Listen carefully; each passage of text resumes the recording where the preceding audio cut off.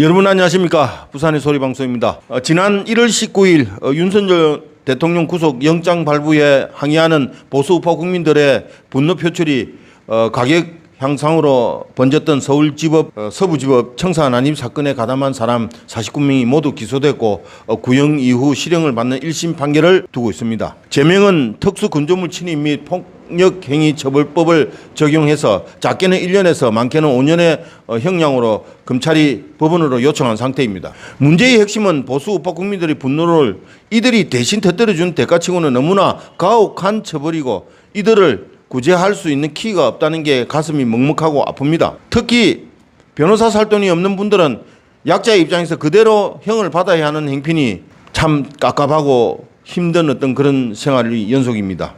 애시당초 국힘당은 해결 기미가 없었으며 간혹 시민 변호인들이 무료 변론을 한다는 기사를 본 적은 있습니다만 긴 사건으로 인해 그마저도 딱히 분명한 것은 안 보입니다. 솔직히 이 사건의 발단은 윤석열 대통령을 탄핵한 국힘당 한동훈과 그 족속들 때문입니다. 물론 엄밀히 따져서 법을 위반한 것은 사실이고 사법 처리가 불가피할 수도 있습니다. 그러나 최소한의 국힘당으로서도 기본적 책임을 피할 수 없다는 것입니다. 한동훈은 방에서 새우깡 처먹고 라방을 찍으며 귀족 코스프레를 할 게 아니라 도의적인 측면에서 저들을 구명하는데 일말의 책임을 통감해야 할 것입니다. 이들이 누구 위에 종을 울렸습니까? 그들은 개인의 일탈이 아니라 보수우파 국민 모두를 대신해서 희생과 헌신을 앞세운 저는 진정한 애국 행위였다고 생각합니다. 불법에 맞서는 아마 길이 빛날 애국 훈장 같은 것도 꼭 받으리라고 생각합니다. 간절한 것은 그들을 위해 누구라도 앞장서서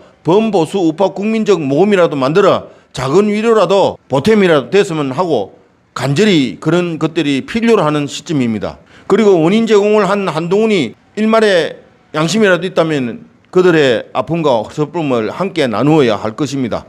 얄팍한 정신머리로 정치를 할 것이 아니라 우선 인간이 되어야 하겠습니다. 자, 국내 영화에서 가장 흥미없고 흥행에 실패한 참패를 한 국힘당에서 벌어지고 있는 난장판 영화 현장을 가보겠습니다. 이번만큼은 사고를 안 치고 미리 혁신위원장이라는 보직을 두고 원내대표가 제의했을 때 본인에게 몸에 안 맞는 갑옷을 입는 게 아닌가 하는 사실은 의심을 했었습니다.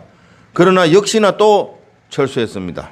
안철수 씨, 제발 좀 안철수 하면은 어디 몸에 좀이라도 쑤십니까? 안철수는 혁신위원장 제의를 받고 3일을 고민했고 5일을 못 넘기고 사퇴를 던졌습니다. 5일 천하로 끝난 철수 씨의 변명은 혁신이 5명 중 2명이 본인 의도대로 안 된 것도 불만이지만 지금 일선에서 손을 놓은 쌍건을 소환에 출당시키려는 행설수설을 하는 것이 정신 감정에 문제가 있어 보입니다. 혁신하겠다며 암이 어떻고 함부를 드러내야 한다며 메스를 들고 나올 때만 해도 제법 어쭈구리라는 생각을 들었는데 갑자기 부울칼을 들고 나와 혁신 대표가 되어 마음에 안 드는 다 자르겠다 합니다. 사실 권성동 권영세가 국힘당에서 아무리 개판을 쳤다 해도 지역 유권자들의 선택에 의해 선출된 대표이자 대의기관인 사람들을 혁신위원장이 맞는 조건으로 출당을 시키겠다는 발상이 그게 말이 되는 소리입니까?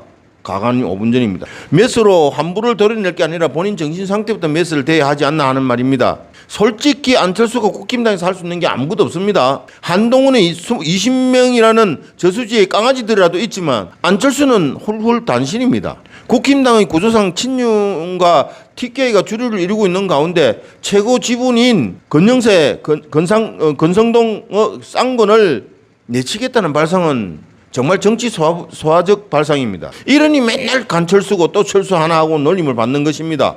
외국에 좋은 대학 나오고 책보따리 그건 뭐합니까? 하여튼 개발에도 차이고 소발에도 차이, 온 전신의 만신 차이가 된 국힘당이 이번 8.19 전대 실시를 알렸습니다. 한 달 남짓 남은 시간에 출마를 원하는 모든 인간들을 다 불러 모아 한판 찐하게 붙어서 결판을 내야 합니다. 김문수 전 대선 후보가 포럼 행사에 가서 한동훈도 유준석도 모든 인간들이 참석하는 전대가 되어야 한다고 한 말 때문에 호사가들의 입에서 씹히고 있습니다. 분명한 것은 김문수 후보 중심으로 가는 것이 전제를 한 것이고 또 의례적이고 원론적인 말에 불과합니다. 여기에 신경을 쓰시면 안 됩니다.